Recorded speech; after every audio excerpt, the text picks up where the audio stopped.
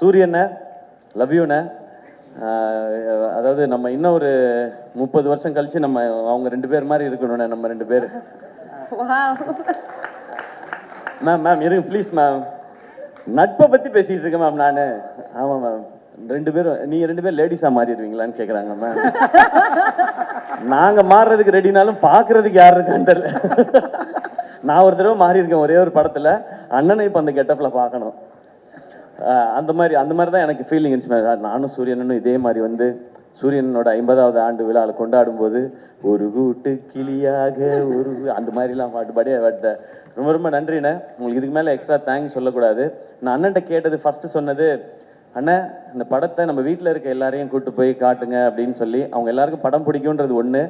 அந்த குடும்பம் மதுரையில் ஒரு தேட்டருக்கு போச்சுன்னா அந்த ஷோ ஃபுல்லாகிடும் நமக்கு. அன்றைக்கி மதுரையில் எக்ஸ்ட்ரா கலெக்ஷன் வரும்ன்ற ஒரு காரணம் தான்.